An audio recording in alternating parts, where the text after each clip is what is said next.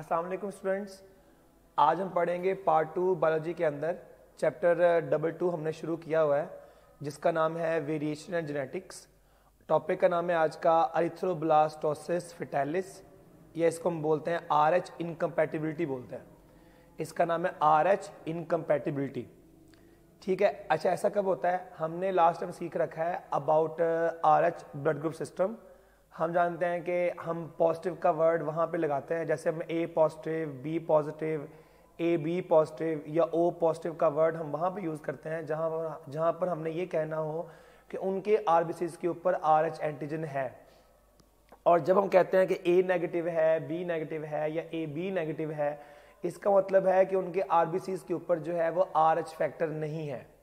ठीक है, तो हमने देखना है कि अगर RH का इशू मदर और फीटस जो उसकी बॉडी के अंदर जो है वो न्यू बॉर्न है, जो फीटस है उसकी बॉडी में, तो उनके दरमियान RH की incompatibility, RH blood group system की वजह से कोई कॉम्प्लिकेशंस पॉसिबल हैं कि पॉसिबल नहीं है। तो वो कॉम्प्लिकेशन पॉसिबल है, तो मैं आपको सिखाता हूँ, आपको आइडिया हो जाएगा अभी। तो मैंने यहाँ लिखा है कि जब एक RH नेगेटिव वुमेन यानी कि मदर के RBCs के ऊपर जो है वो RH एंटीजन नहीं है, वो शादी करती है एक RH पॉजिटिव मैन के साथ। यानी कि मैंने यहाँ क्रॉस बनाया है ताकि आप देख लें। RH नेगेटिव वुमेन कैसे होगी आप जानते हैं, मैंने कहा था दोनों स्मॉल d होंगे। तो अगर दोनों स्मॉल d हों तो उसमें फैक्टर नहीं होगा। ठीक है, तो RH नेगेटिव वुमेन है, इसके पास RH फैक्टर नहीं है। अच्छा, उसने शादी की है पॉजिटिव मैन से, RH पॉजिटिव मैन से। तो आप जानते हैं कि जो RH पॉजिटिव मैन है वो ऐसा हो सकता है या वो ऐसा हो सकता है। ठीक है ना, दो ऑप्शन है ना। इस केस के अंदर भी RH फैक्टर आएगा उसके RBCs पे, और इस केस में भी RH फैक्टर आएगा उसकी ब्लड सेल्स के ऊपर। चलें, तो RH नेगेटिव वुमेन, उसके लिए यही ऑप्शन ही है। दोनों स्मॉल d होंगे तो RH नेगेटिव, दोनों स्मॉल d होंगे तो RH नेगेटिव। तो इन दोनों के लिए एक ही ऑप्शन है कि नेगेटिव वुमेन, ये भी नेगेटिव वुमेन और ये नेगेटिव वुमेन। अच्छा, अगर पॉजिटिव उसका हस्बैंड जो है अगर वो ये वाला है, तो इनके क्रॉस से जो न्यू बॉर्न होगा वो सारा 100% चांस है कि वो पॉजिटिव वाला ही होगा। ठीक है ना, तो 100% चांस है कि वो डी वो हेटेरोजाइगस होगा और वो पॉजिटिव होगा। 100% चांस है कि उनका जो हर बच्चा है, जो चाहे फीमेल हो चाहे मेल हो, वो सारे जो है ना वो पॉजिटिव वाले ही होंगे, उनके पास फैक्टर होगा। अच्छा, अगर फीमेल जो है वो नेगेटिव है और मेल पॉजिटिव इस तरह का है, उसमें कैपिटल D और स्मॉल d है, तो इस केस में क्या होगा? इस केस में उनके बच्चे दो तरह के पैदा हो सकते हैं।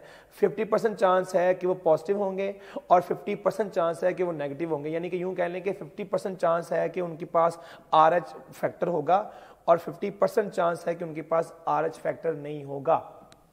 ठीक है, तो याद रख लें आप, ये प्रॉब्लम जो है, ये एरिथ्रोब्लास्टोसिस फेटालिस का, ये प्रॉब्लम तब आता है जब मदर नेगेटिव हो और फीटस पॉजिटिव हो। तो आपको दिख रहा है मदर नेगेटिव तब होगी, इसमें फैक्टर नहीं है, तो मदर नेगेटिव है। फीटस पॉजिटिव कब होगा? जब उसका हस्बैंड पॉजिटिव है। ठीक है, तो मदर नेगेटिव, उस फीटस का फादर जो है वो पॉजिटिव है, तो इस केस में पॉजिटिव फीटस के चांसेस हैं, और इस केस के अंदर 50% पॉजिटिव फीटस के चांसेस हैं। ठीक है जी, तो इस केस में अगर ऐसा फादर पॉजिटिव है तो 100% चांसेस है कि न्यू बॉर्न जो है वो पॉजिटिव वाला होगा, और अगर फादर इस तरह का पॉजिटिव है तो इसका मतलब है कि चांस है 50% का। बहरहाल चाहे ये इशू हो चाहे ये इशू हो, तो नेगेटिव मदर है और उसका फीटस जो है पॉजिटिव है, नेगेटिव मदर है, फीटस पॉजिटिव है। तो जब ऐसा इशू होता है तो फिर कॉम्प्लिकेशन के चांस बढ़ जाते हैं। किस तरह पढ़ते हैं जरा, तो आगे जाएंगे एट बर्थ। तो अब देखें, पहली बात तो ये कि ब्लड मिक्सिंग नहीं होती। तो जब फर्स्ट टाइम मदर प्रेग्नेंट है तो 9 मंथ के दौरान जो है वो ब्लड की मिक्सिंग, सेपरेशन होती है प्लेसेंटा के जरिए, तो सेपरेशन रहती है, ब्लड मिक्सिंग नहीं होती। ठीक है, लेकिन जब बर्थ होती है एट बर्थ, तो बर्थ के टाइम जब प्लेसेंटा कटता है और अम्बिलिकल कॉर्ड कटती है, तो उसकी वजह से उनका ब्लड मिक्स हो सकता है। तो फीटल, इसका मतलब बर्थ के टाइम जो है वो फीटल RH पॉजिटिव RBC, वो जो बच्चा है जो पॉजिटिव है, देखा है आपने, इधर भी पॉजिटिव है इधर भी पॉजिटिव है, तो बर्थ के टाइम मिक्सिंग के चांस होते हैं। तो फीटस का जो RH पॉजिटिव वाला आरबीसी है वो एंटर किस में कर सकता है, मदर के ब्लड में। ऐसे होगा ना, तो बर्थ के टाइम दोनों ब्लड थोड़ा मिक्स हो सकते हैं। तो मदर तो नेगेटिव है और फीटस पॉजिटिव है उसका। तो जब फीटस की आरबीसी जिसमें जो पॉजिटिव है जब एंटर होंगे मदर के ब्लड में, तो मदर की जो बॉडी है, जो उसका इम्यून सिस्टम है, उसके लिए तो फैक्टर नया है, उन्होंने तो आर्च फैक्टर कभी देखा नहीं हुआ। तो मदर की बॉडी तो नेगेटिव है, तो ना उसके पास आर्च फैक्टर है। तो मदर की बॉडी जो है उसको एंटीजन समझती है, उसको फॉरेन ऑब्जेक्ट समझती है, और मदर की बॉडी जो इसका इम्यून सिस्टम वो प्रोड्यूस करता है RH एंटीजन एंटीबॉडीज। तो RH एंटीजन के अगेंस्ट मदर की बॉडी बना लेती है एंटीबॉडीज। ठीक है बच्चों, तो फर्स्ट प्रेगनेंसी के लास्ट में जब बर्थ होगी तो फीटस का जो आरबीसीज हैं वो मदर के ब्लड में आ सकते हैं।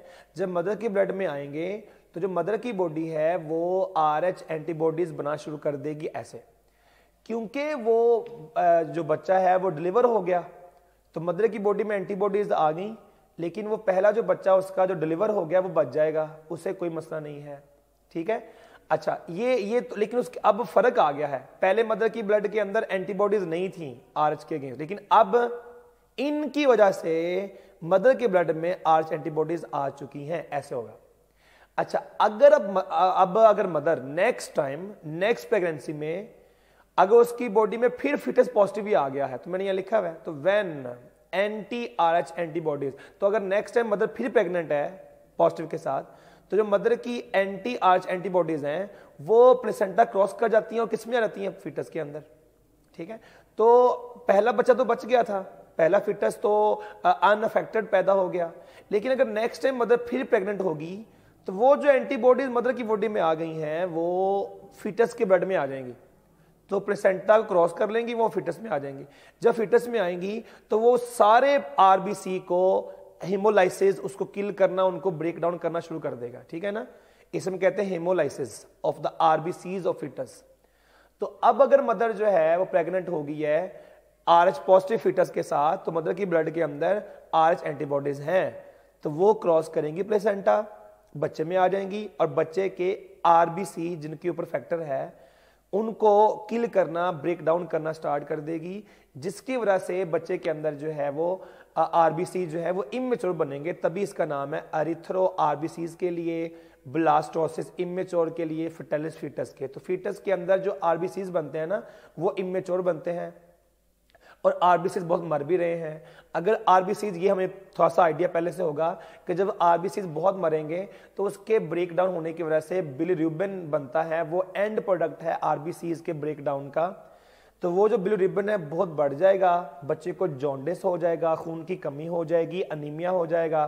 ठीक है, तो ये RH इनकम्पैटिबिलिटी है। तो इसका मतलब है RH ब्लड ग्रुप की वजह से मदर और फिटस के दरमियान जो है वो कॉम्प्लिकेशन के चांस बढ़ जाते हैं।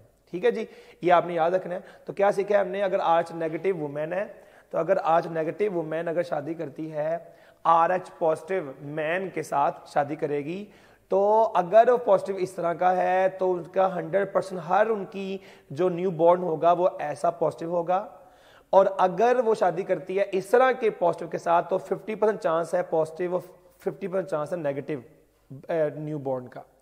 तो कॉम्प्लिकेशन कब आती है, कॉम्प्लिकेशन तब आती है जब मदर तो नेगेटिव है लेकिन फीटस पॉजिटिव है। तो अगर मदर नेगेटिव है और फीटस पॉजिटिव है तो क्या होता है जी, पहले 9 मंथ में कोई इशू नहीं, बर्थ के टाइम जो बच्चे का RH पॉजिटिव वाला आरबीसी है मदर के ब्लड में एंटर होगा और वो बच्चा डिलीवर हो जाएगा, वो पैदा हो जाएगा, उससे कुछ नहीं हुआ, लेकिन मदर की बॉडी जो है बना लेती है एंटीबॉडीज, वो मदर की बॉडी में आ चुकी हुई हैं। जब मदर अगेन प्रेग्नेंट होगी पॉजिटिव फिटस के साथ, यानी कि उसका बच्चा जो उसकी बॉडी में है वो पॉजिटिव है, तो फिर वो RH एंटीबॉडी जो है वो बच्चे के खून में आ जाएंगी, बच्चे के खून के अंदर आके उसके आरबीसीज को ब्रेक डाउन करवा देंगी, जिसकी वजह से बिलीरुबिन बहुत बढ़ जाएगा बच्चे के अंदर, जॉन्डिस हो जाएगा, लीवर का इश्यू हो जाएगा। तो और इसके ब्लड सेल जो है वो आएंगे इमेच्योर, जिसका नाम है एरिथ्रोब्लास्टोसिस फर्टाइलिस। तो फिर ऐसे बच्चे को अनीमिया होगा, खून की कमी होगी, तो फिर इसको हम RH नेगेटिव ब्लड लगा के तो बच्चे को हम ट्राई करते हैं सेव करने के। अच्छा, अब क्वेश्चन है इससे how to avoid RH incompatibility, ऐसी कॉम्प्लिकेशन से कैसे बचा जाता है। तो मैं यहाँ पे लिखा है RH anti serum is given. तो हम मदर को जब जैसे ही मदर प्रेग्नेंट होती है, अर्ली प्रेगनेंसी में हम मदर की बॉडी में लगा देते हैं RH एंटी सीरम। जब हम लगाते हैं RH एंटी सीरम लगाते हैं तो क्या होगा, जो फीटस RBCs मदर की बॉडी में गए थे वो उनको किल कर देता है। ठीक है, RH एंटी सीरम जो है वो क्या करता है, वो डिस्ट्रॉय कर देता है RH RBCs को मदर की बॉडी के अंदर। तो फिर मदर की बॉडी क्या नहीं बना पाती, एंटीबॉडीज नहीं बना पाती। ठीक है जी, तो याद रखना आप लोगों ने कि इसको हम कैसे अवॉइड कर सकते हैं, तो RH एंटी सीरम से अवॉइड करते हैं। ठीक है जी, ये आपका लॉन्ग क्वेश्चन है, होप सो काफी आपके लिए हेल्पफुल रहा होगा। Wish you all the best, Allah Hafiz.